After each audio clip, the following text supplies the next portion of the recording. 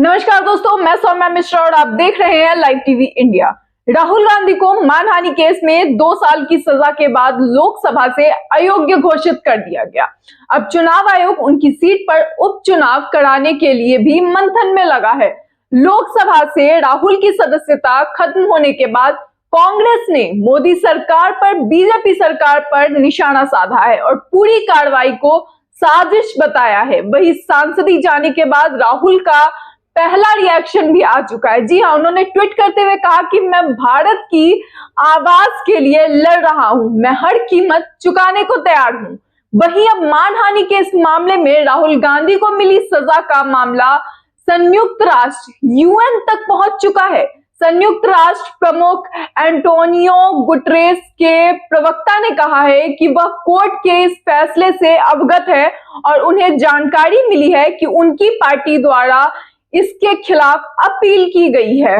इसमें और भी कई बातें कही गई है, मगर मैं पहले आपको वो बता दूं जो सवाल सीधे तौर पर उठाए जा रहे हैं और राहुल गांधी की सजा और सदस्यता जाने के बाद किस तरह से पूरा विपक्ष एकजुट होता नजर आ रहा है। आज पूरा विपक्ष राहुल गांधी के सपोर्ट में खड़ा है, वो ममता बनर्जी हो, आम आदमी पार्टी हो या अखिलेश यादव।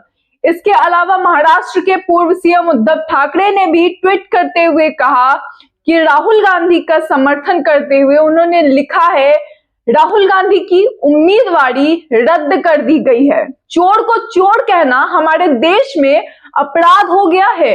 चोर लुटेरे अभी भी आजाद हैं और राहुल गांधी को सजा मिल गई है। यह लोकतंत्र की सीधी हत्या है।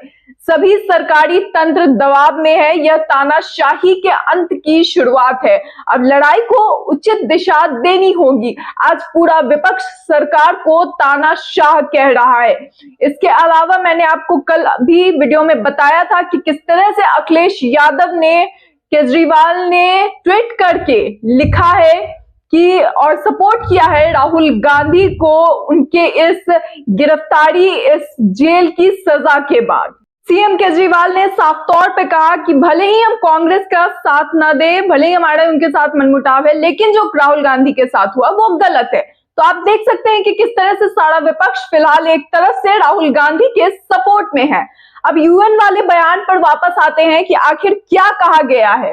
वहां इस मामले में संयुक्त राष्ट्र महासचिव के उप प्रवक्ता फरहान हक ने गुरुवार को एक प्रेस ब्रीफिंग के दौरान जब सवाल का जवाब दे रहे थे, वो उस समय उनसे एक सवाल किया गया कि क्या गुटेरेस भारत में लोकतंत्र के बारे में चिंतित है। तो हक ने कहा, मैं कह सकता हूं कि हम राहुल गांधी के मामले के बारे में जो रिपोर्ट आई है उससे अवगत है। हमें पता चला है कि उनकी पार्टी फैसले के खिलाफ है और अपील करने की योजना बना रही है। फिलहाल मैं इस मामले में इतना ही कह सकता हूं। तो यह बयान राहुल गांधी की सजा को लेकर यूएन से आया है।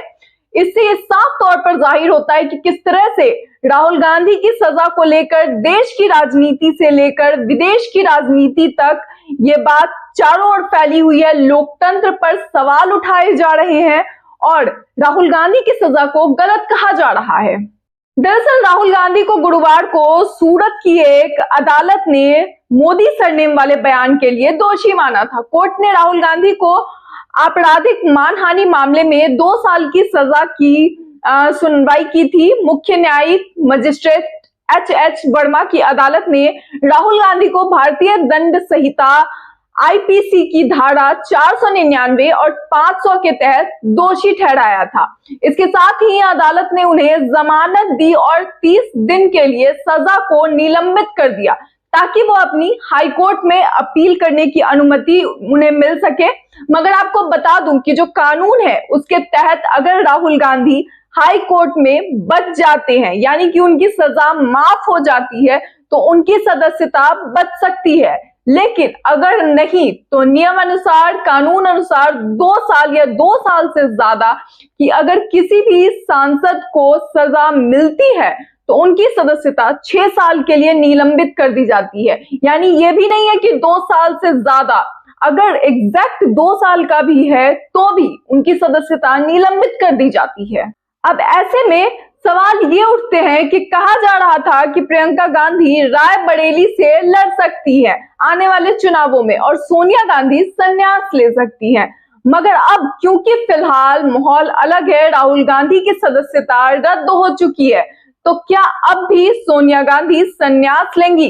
क्योंकि रायबरेली और अमेठी की बात की जाए तो ये दो यूपी में कांग्रेस का गढ़ माना जाता है, उनका किला है। और क्योंकि ऐसा कहा जाता है कि यहाँ कोई गैर गांधी परिवार का, यानी कि कोई व्यक्ति भले ही कांग्रेस से हो और लेकिन फिर भी अगर वो गैर गांधी परिवार का है तो जीत नहीं पाता है।